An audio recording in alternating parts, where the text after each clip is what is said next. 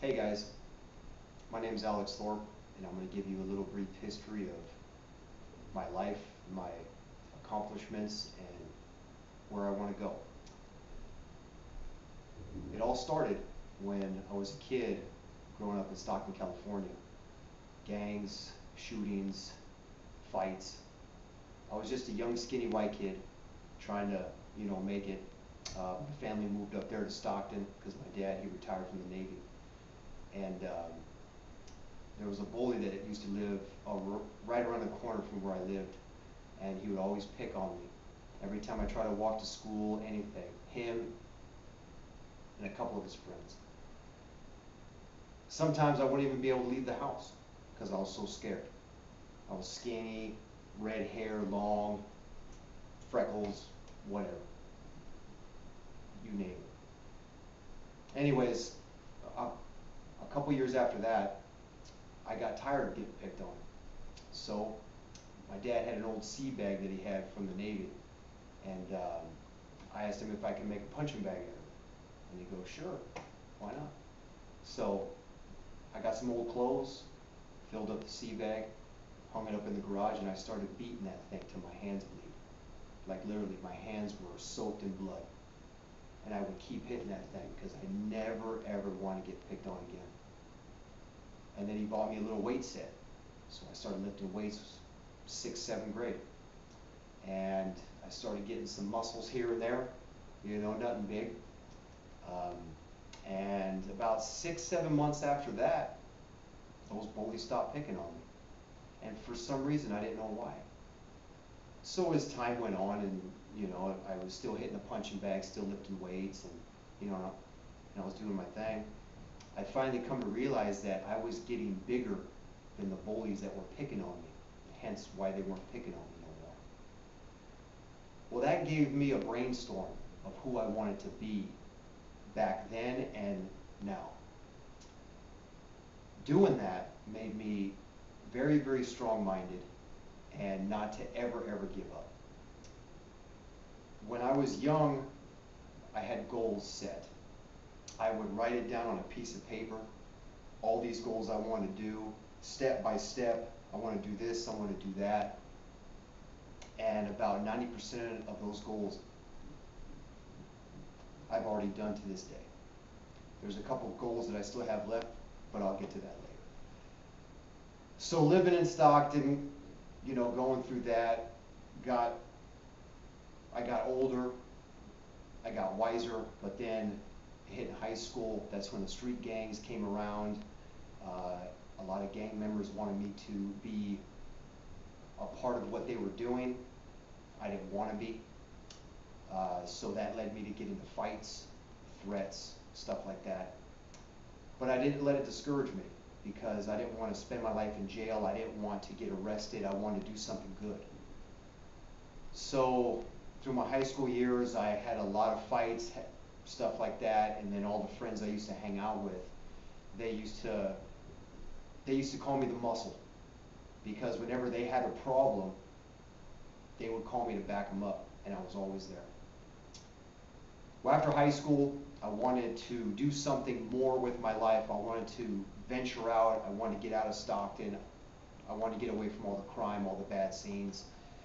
So I enlisted in the United States Marine Corps, and I joined the Marine Corps at the age of 18, 2 weeks after high school graduation. I couldn't wait to join the service. I missed my high school, or my last high school summer. So I went to boot camp, and I passed with flying colors. And then I went into the fleet. I was an infantry marine for about 3 years, and then I was a military police for 1 year. I went to Okinawa, Japan, South Korea, had many good experiences, had a lot of good training. Did jungle warfare. I was stationed in 29 Palms, which is the desert. So a lot of desert warfare training, stuff like that. And then also, of course, the military police. I got hands-on experience with dealing with real problems, not just, route training. I was dealing with real people problems, and I learned from that. So, but me not wanting to stay into the service because I knew there was something else that I had to do in this life that I wanted to accomplish. So I did my 4 years, and I got out, and then I moved back to Stockton. And then I became a mechanic. I started wrenching on big rig trucks, boats, motorcycles, just whatever I could get my hands on. As the years went on, I got better at wrenching.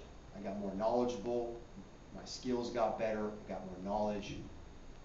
And, but my passion was boats at the time, so I was, working on yachts, ski boats, jet boats, V-drives, you name it. And then the shop that I had, they let me do little fabrication things here and there. They didn't really care, because they trusted me. I had the shop key. So I went out, I bought me an old 77 Harley Davidson. And I was riding that thing for a little bit, but I was like, you know what, it's missing something. So I stripped it all down to a bare frame, and I'm looking at nothing but pieces. It took me 1 week of sleepless nights because I had so many ideas going through my head. I didn't know how to put the ideas into the bike. So one day, I just got started.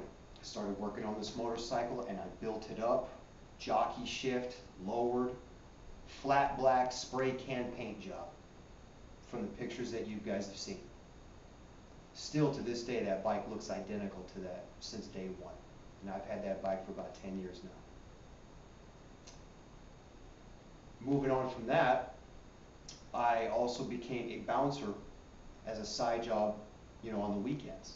I was wrenching during the week, Monday through Friday, the normal bump and grind, and Fridays and Saturday nights I was working at a bar. I wanted to make a little extra money. I didn't think I would want to be a bouncer for, anytime soon, so I was just doing it for a little extra money because I needed the money at the time. But I got into it because I got good at it. I worked at a bar in Stockton for about 3 years. I became head bouncer. The bar was doing okay for a while till the ghetto started showing up, till the gangbangers started showing up, the guns. It got to a point where I had to wear a bulletproof vest at work because we had a shooting there at the bar, inside the bar one night. Started wearing a bulletproof vest, and I go, well, is $70 a night worth it? I don't think so, because no one's going to pay for my hospital bill. So I left that place. I went to another bar, worked there for a short time, but then at the time I was looking at moving to San Diego. So I finally made the jump, and I moved down to San Diego. And when I moved to San Diego, a lot of opportunities opened up, more than what I had up north in Stockton, California. Went down to San Diego, got me a place. I lived in a small town called Ocean Beach, and that's when all my ideas and my fabrication it all just came to life. I also started working at another bar in Ocean Beach. At the time, I lived about 3 blocks away from the place, and I was also working on boats at the time. And I had a big, huge 2-car garage, welder, my tools. I had everything I needed at home. And I had all these brainstorm ideas. And right here in the background is one of my crazy ideas, this fabbed out beach cruiser. I was trying to go to sleep one night, and this idea just came to me. Never ever seen a beach cruiser or just anything like this before. And that was when the time when the whole beach cruiser thing was going on. Everyone had these little chopped out cruisers, this, that, whatever. But when I looked at those cruisers, when they tried to make them look old school, they weren't old school. They were so new into the new school that they were just, some of those bikes just look ridiculous to me. So I wanted to come up with a design that people would look at and would love instantly. Not walk up to it, look at it, and kind of sit there and kind of, No. I want them to walk up to my creation and say, that is exactly what I want. So I got started, and I built it. And this was my first one. This was the prototype. All my friends started seeing it. They loved it. And at the time, I was having some garage parties. That's when I built my website, LARetRebels.com. And they all wanted a bike. I go, okay, well, you pay me $600 a bike, and I'll build you a bike. And within 2-3 days, they are coming over with 6 C-notes. Build me the bike. This is exactly how I want it. You build it. So I started building in my garage. And at the time I was having some great party. I was meeting a lot of people. Um, I had a I had a bar in my garage, so that always brought the people for the parties, and then they would look at my designs and stuff like that. So it got my name out there. It got me well known. But also too, me being a bouncer at the time, working in the town, I basically became the muscle again. All my friends, if they had a problem, they needed advice, anything, they would call me, and I was always there for them, because that's the kind of person that I always was. But after a while, that gets kind of old when you're trying to protect other people that are messing up and you're trying to do good. So I got out of the bar business, and the boating world kind of went down under when the economy went down.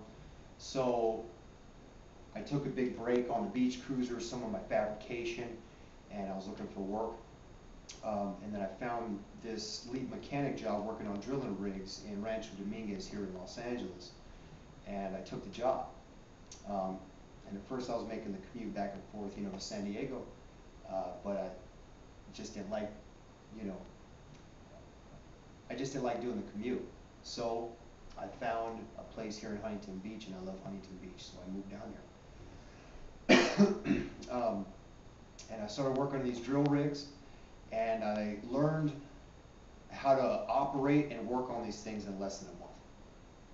Me being a mechanic for so long, I've been able to just pick up any kind of skill if I put my mind to it. I've done a lot of things that most people haven't, and I'm glad to say that I've done that. So I'm working for this company. 6 months down the road, find out that they're going bankrupt. Well, that doesn't sit well, because I need to work and make a living. So found this concrete cutting company. I'm not cutting concrete, I'm just working on the machines. Right now, it's a good job, but I'm looking forward here, in the future. And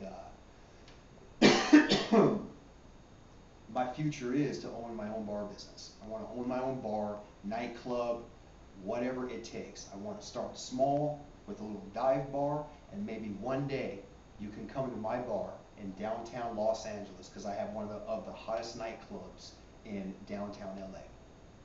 I have the drive for that. I've tried to own a bar in San Diego before, but I went in with a friend of mine who I thought was a friend of mine at the time. He bailed out. He cost me $10,000. I was like, well, I guess I'm going to have to do it all by myself. I don't want that to happen to me again. So here I am in Huntington Beach. I still got some crazy ideas in my head for beach cruisers, motorcycle builds, hot rods, you name it. But right now I'm just working, saving my money, and hopefully I can own that bar soon. I'm not going to say hopefully, I will. If it takes me 10 years to get there, I'm going to get there, whatever it takes. So, oh, and before I forget, I used to work on Navy ships, big, huge Navy ships, working on engines the size, probably double the size of the room that you guys are sitting in right now. It was a great job, loved it, but when they said that the government was shutting down, they started laying off a bunch of ship workers. So, hence me and about 200 other ship workers, we all got laid off, so that's when I started looking for work here in Los Angeles. But besides all that work, all that fabrication, when I'm on my off time, I want to build. I want to create. There's times where I'm going to sit in my garage and I just think of all these ideas and I draw them on paper and I lay them out. I word them measurements. And then 5 more ideas come after that. And then sometimes I forget the first idea, which maybe could have been the greatest, but I have 5 other great ideas. So I get lost in my own translation. But that's what happens to a fabricator. If you're a fabricator, you got to be on your toes at all times. Some new ideas all the time. But yeah, so that's pretty much just a basic gist of what I've done and where I've been, and there's a future out there for me, and I'm going to find it. So, you guys, thank you for taking the time for watching this, and I hope you guys have a great day.